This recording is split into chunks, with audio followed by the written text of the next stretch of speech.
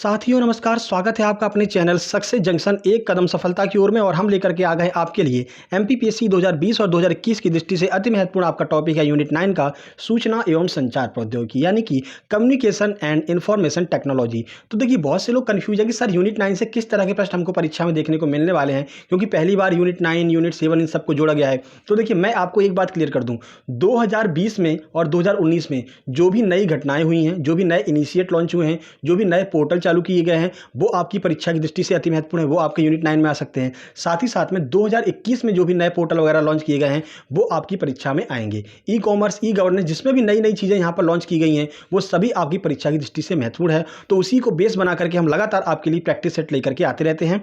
तो आज हम लेकर के आ गए हैं आपके लिए practice set number 6 with current, यानी कि करंट अफेयर के प्रश्न इसमें शामिल होंगे। साथ ही साथ में जो आपके ट्रेडिशनल प्रश्न होंगे जो अभी तक पूछे जाते रहे हैं वो भी आपके इसमें शामिल होंगे। ठीक है, तो चलिए बिना समय गवाए हुए शुरुआत करते हैं। वीडियो को अंत तक देखिएगा, आपको बहुत अच्छी यहां पर जानकारी देखने को मिलने वाली है।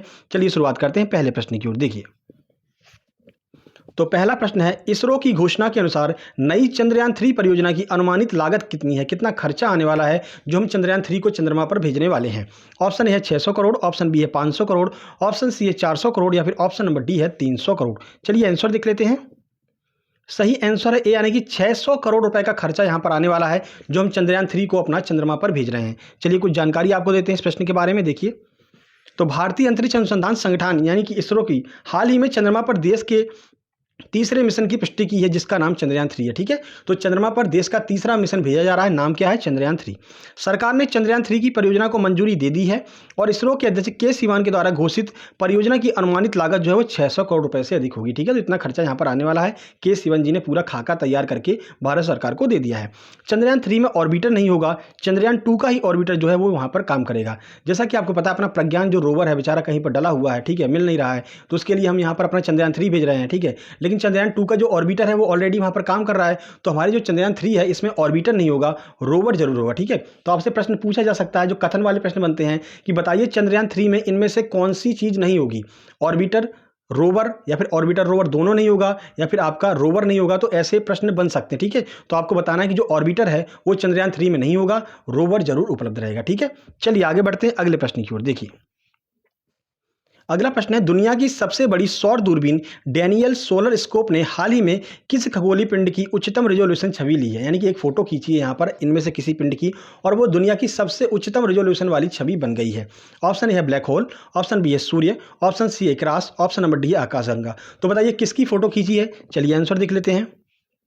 सही आंसर है बी, यानी कि सूर्य की यहां पर फोटो खींची है जो कि उच्चतम यानी सबसे ज्यादा हाई रेजोल्यूशन वाली यहां पर फोटो बन गई है विश्व की। ठीक है, चलिए कुछ जानकारी आपको देते हैं। देखिए, तो सबसे पहले तो आपको यही याद रखना है कि दुनिया की सबसे बड़ा टेलीस्कोप कौन सा है। तो दुनिया का सबसे बड़ा जो सोलर टेलीस्कोप है वो है द डेनियल के इनोय सोलर टेलीस्कोप। ठीक है, आपसे इसका शॉर्ट फॉर्म पूछा जा सकता है, तो शॉर्ट फॉर्म है DKIST, DKIST के नाम से ही पूछा जा सकता है और फुल फॉर्म भी पूछा जा सकता है, तो दोनों आपको याद कर लेना है। ठीक है, अब देखिए, इस टेलीस्कोप ने अपनी पहली छवि खींची है जो अब तक तारे की उच्चतम रेजोल्यूशन वाली छवि बन गई है, यानी कि सबसे अच्छी फोटो यहां पर बन गई है।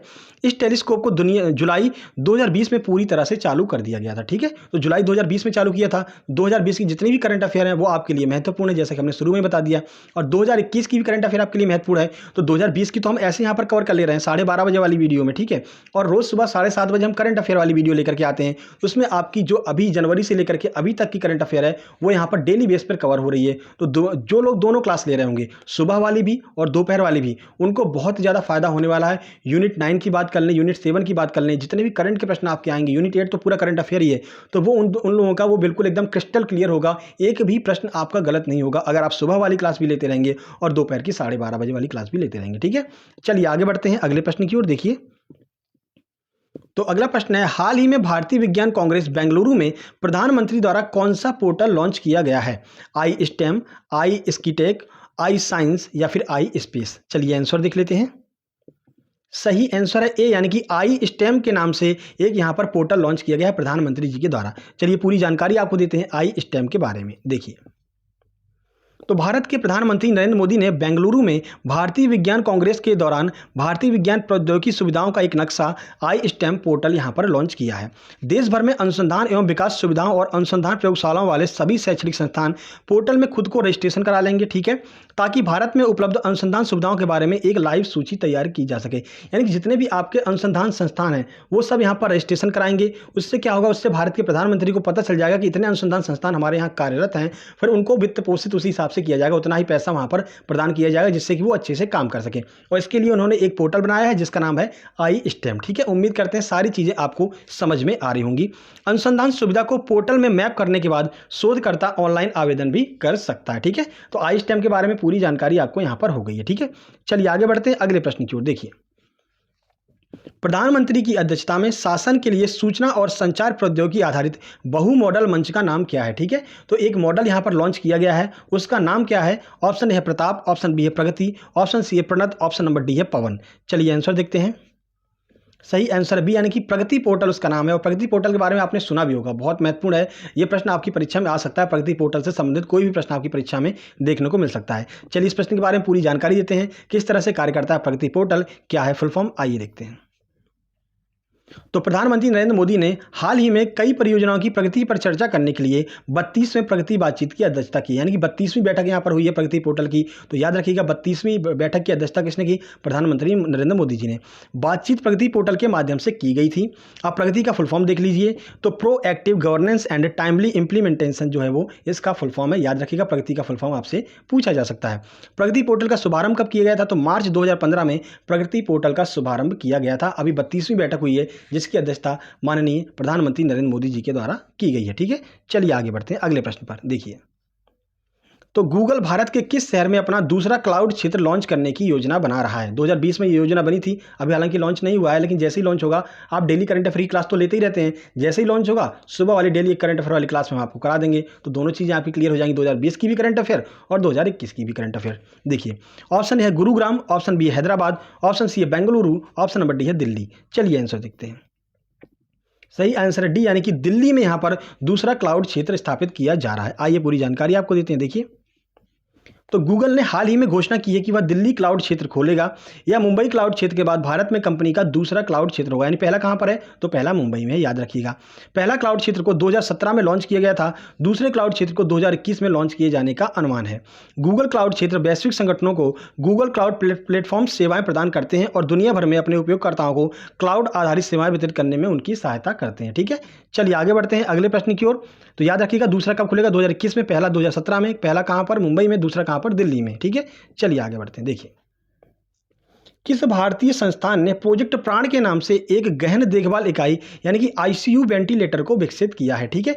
आईसीयू का फुल फॉर्म याद रखिएगा क्या होता है? गहन देखभाल इकाई जो है वो आईसीयू का फुल फॉर्म होता है। देखिए, ऑप्शन है भारतीय विज्ञान संस्थान, ऑप्शन बी है AIIMS, option C IIT Delhi, option number D है आईआईटी बेंगलुरु। चलिए आंसर देख लेते हैं कि प्रोजेक्ट प्राण किसका है। सही आंसर ए, यानी कि भारतीय विज्ञान संस्थान ने प्रोजेक्ट प्राण को बनाया है। अब ये प्रोजेक्ट प्राण किस तरह से कार्य करेगा, आइए पूरी जानकारी देते हैं। तो देखिए, भारतीय विज्ञान संस्थान के इंजीनियरों ने एक टीम ने प्रोजेक्ट प्राण के नाम से एक गहन देखभाल इकाई यानी आईसीयू वेंटिलेटर विकसित किया है। यह किफ़ायती वेंटिलेटर केवल भारत में बनाए गए घटकों या घरेलू बाजारों में आसानी से उपलब्ध घटकों का उपयोग करता है, ठीक है। मतलब भारत में भी जितनी सारी चीज़ें हैं इसमें लगी हुई हैं वो सब मेड इन इंडिया हैं, भारत की बनी हुई हैं। अब इससे क्या होगा? अब इससे ये होगा कि खर्चा कम आएगा, तो ये फिर किफ़ायती होगा यानी कि सस्ता होगा। यह वेंटिलेटर अन्य वेंटिलेटरों की अपेक्षा काफ़ी सस्ता है। इसे टीम ने रिकॉर्ड 35 दिनों में ही विकसित कर लिया। 35 दिन में इस वेंटिलेटर को बना करके तैयार कर दिया था, ठीक है। चलिए आगे बढ़ते हैं। याद रखिएगा आईआईसी यानी कि भारतीय विज्ञान संस्थान ने इसको बनाया है। आगे बढ़ते हैं। देखिए, रिलायंस जियो द्वारा शुरू की गई मुफ्त वीडियो कॉन्फ्रेंसिंग एप्लीकेशन का नाम क्या है? कम्युनिकेशन टेक्नोलॉजी से प्रश्न है, ठीक है। देखिएगा, ऑप्शन ए है जियो मीट, ऑप्शन बी है वंदे भारत, ऑप्शन सी है hello India, option number D है जूम इंडिया। चलिए आंसर देख लेते हैं। सही आंसर है ए, यानी कि जियो मीट के नाम से रिलायंस जियो ने अपनी एक कॉन्फ्रेंसिंग एप्लीकेशन का नाम रखा है। चलिए पूरी जानकारी आपको देते हैं जियो मीट के बारे में। देखिए, तो रिलायंस इंडस्ट्री ने अभी हाल ही में लोकप्रिय वीडियो कॉन्फ्रेंसिंग ऐप जूम की प्रतियोगिता के रूप में जियो मीट नाम से एक नया वीडियो कॉन्फ्रेंसिंग ऐप लॉन्च किया है। जूम के बारे में तो आप लोग जानते होंगे, ठीक है। ऑनलाइन वेबिनार वगैरह जूम पर ही आयोजित किए जाते हैं। तो इसी को कंपटीशन देने के लिए यहाँ पर जो रिलायंस है, तो रिलायंस जियो ने जियो मीट के नाम से एक ऐप यहाँ पर लॉन्च किया है। अब यह ऐप सभी प्ले स्टोर और वेब पर उपलब्ध है। जियो के बयान के अनुसार एप्लीकेशन हाई डेफिनेशन ऑडियो और वीडियो कॉल का समर्थन करता है और यह अधिकतम 100 प्रतिभागियों की अनुमति देता है, यानी 100 लोग जो है वो इस पर जुड़ करके बातचीत कर सकते हैं जियो मीट पर, ठीक है। तो याद रखिएगा, जियो मीट किसका है? रिलायंस जियो का एक नया प्लेटफॉर्म है, एक नया कॉन्फ्रेंसिंग ऐप है जियो मीट, ठीक है। चलिए आगे बढ़ते हैं, अगले प्रश्न की ओर चलते हैं। तो सीरम इंस्टीट्यूट ऑफ इंडिया ने किस संगठन के सहयोग से कोविड-19 वैक्सीन की 100 मिलियन खुराक का उत्पादन का लक्ष्य रखा है? यूएनडीपी, WHO, यूनिसेफ या फिर बिल और मेलिंडा गेट्स फाउंडेशन? चलिए आंसर देख लेते हैं। सही आंसर है डी, यानी कि bill and Melinda Gates foundation की मदद से यहाँ पर 100 मिलियन वैक्सीन बनाने का लक्ष्य जो है, जो आपके सीरम इंस्टीट्यूट ऑफ इंडिया है, इसने रखा है। अब देखिए, ये जो सीरम इंस्टीट्यूट ऑफ इंडिया है, ये आपके लिए बहुत ज़्यादा महत्वपूर्ण, मैं गारंटी के साथ कह सकता हूँ, एक प्रश्न आपको SII serum institute of India से देखने को मिलने वाला है, ठीक है। क्यों? आइए पूरी जानकारी आपको देते हैं। देखिए, सीरम इंस्टीट्यूट ऑफ इंडिया यानी कि SII ने कोविड-19 वैक्सीन की अतिरिक्त 100 मिलियन खुराक का उत्पादन करने के लिए गावी और bill and Melinda Gates foundation के साथ में भागीदारी की है। दो लोगों के साथ में, गावी और bill and Melinda Gates foundation. फिलहाल इस टीके का परीक्षण SII द्वारा किया जा रहा है। Serum institute of India Pune में स्थित है और इसके प्रमुख कौन है? तो आधार पुणे वाला जो है वो इसके प्रमुख हैं और यह विश्व की सबसे बड़ी वैक्सीन बनाने वाली कंपनी है। याद रखिएगा, विश्व की सबसे बड़ी वैक्सीन बनाने वाली कंपनी कौन सी है? तो सीरम इंस्टीट्यूट ऑफ इंडिया, ठीक है। चलिए आगे बढ़ते हैं और यह प्रश्न स्टार लगा लीजिए, आपके लिए बहुत ज़्यादा महत्वपूर्ण है, सभी परीक्षाओं में पूछा गया है। अभी जो रेलवे NTPC हुई उसमें भी सीरम इंस्टीट्यूट ऑफ इंडिया से प्रश्न आया था। किस कंपनी ने ब्लू जीन्स नाम से अपना नया वीडियो कॉन्फ्रेंसिंग ऐप लॉन्च किया है? यह भी आपका कम्युनिकेशन टेक्नोलॉजी से ये प्रश्न है। ऑप्शन है जियो प्लेटफॉर्म, ऑप्शन बी है Bharti Airtel, option C Amazon या फिर ऑप्शन नंबर डी है फेसबुक। चलिए आंसर देख लेते हैं। सही आंसर है बी, यानी कि भारती एयरटेल ने अभी हाल ही में ब्लू जीन्स नाम से अपना एक नया वीडियो कॉन्फ्रेंसिंग ऐप लॉन्च किया है, ठीक है। चलिए देखते हैं जानकारी। तो भारत की प्रमुख दूरसंचार सेवा प्रदाता भारती एयरटेल ने हाल ही में ब्लू जीन्स नाम से अपना नया वीडियो कॉन्फ्रेंसिंग ऐप लॉन्च किया है। इस एप्लीकेशन से अपने प्रतिद्वंदी एप्लीकेशन जैसे कि जूम, गूगल हैंगआउट, जियो मीट को टक्कर देने की उम्मीद है, ठीक है। तो जियो मीट किसने बनाया था? रिलायंस जियो ने बनाया था। और ब्लू जीन्स किसने बनाया है? भारती एयरटेल ने बनाया है। काम दोनों का एक ही है, ठीक है। क्या? वीडियो कॉन्फ्रेंसिंग के माध्यम से लोगों को सुविधा उपलब्ध कराना। ब्लू जीन्स को अमेरिका की टेलीकॉम कंपनी वेरिजॉन के साथ में पार्टनरशिप में लॉन्च किया गया। तो दो लोगों ने मिलकर के लॉन्च किया, अमेरिका और भारत ने, ठीक है। भारत की भारती एयरटेल ने और अमेरिकी कंपनी वेरिजॉन ने, दोनों ने मिलकर के ये जो बनाया है ब्लू जीन्स नाम से नया ऐप बनाया है, वीडियो कॉन्फ्रेंसिंग ऐप, याद रखिएगा। चलिए आगे बढ़ते हैं। देखिए, तो ये आपके 10 महत्वपूर्ण प्रश्न थे जो आपके कम्युनिकेशन टेक्नोलॉजी और सूचना एवं संचार प्रौद्योगिकी सबसे मिलाकर के प्रश्न आपके लिए हम लेकर के आए हैं, ठीक है। यूनिट 9 ऐसे डेली हम आपके लिए प्रैक्टिस सेट लेकर के आते रहते हैं। साथ ही साथ में आपको बता दें कि हम रोज़ सुबह 7:30 बजे करंट अफेयर लेकर के आते हैं। करंट अफेयर जरूर लीजिएगा। क्यों? देखिए, जैसा हमने आपको बताया है, आपकी यूनिट 9 और यूनिट 8 इन दोनों में आपके प्रश्न 2020 और 2021 दोनों से मिला करके आने वाले हैं। तो 2020 वाले जितने भी प्रश्न होंगे, नए नए जो प्रश्न होंगे ई-कॉमर्स, ई गवर्नेंस के, वो तो हम यहाँ पर 12:30 बजे वाली वीडियो में कवर कर ही लेंगे, ठीक है। लेकिन जो 2021 के प्रश्न आपके बनेंगे वो रोज सुबह वाली करंट अफेयर वाली वीडियो में क्लियर होते रहते हैं। बहुत सारे प्रश्न यहाँ पर देखने को मिलते भी हैं। कई बार हमने आपको बताया भी, देखिए इसको हमने करंट अफेयर में कराया था, देखिए इसको हमने परसों करंट अफेयर में कराया था। तो ऐसे प्रश्न आपको देखने को मिलते रहते हैं। और क्योंकि आपका एग्जाम जुलाई में होगा तो आपसे जून तक का करंट अफेयर पूछा जा सकता है। इतना ज़्यादा महत्वपूर्ण है आपके लिए करंट अफेयर वाली क्लास। तो सुबह 7:30 बजे करंट अफेयर वाली क्लास जरूर लीजिएगा। जो लोग दोनों क्लास ले रहे होंगे उनको बहुत ज़्यादा फायदा होने वाला है, मैं गारंटी के साथ आपसे कह सकता हूँ। बाकी ये वीडियो पसंद आई, वीडियो को लाइक कीजिए, दोस्तों के पास शेयर कीजिए, चैनल को सब्सक्राइब करके नोटिफिकेशन वाला बेल जरूर दबा लीजिएगा, जिससे कि आपके पास समय समय पर नोटिफिकेशन पहुंचती रहे, ठीक है। जल्दी मिलते हैं कल सुबह 7:30 बजे करंट अफेयर वाली वीडियो में। तब तक के लिए नमस्कार, धन्यवाद।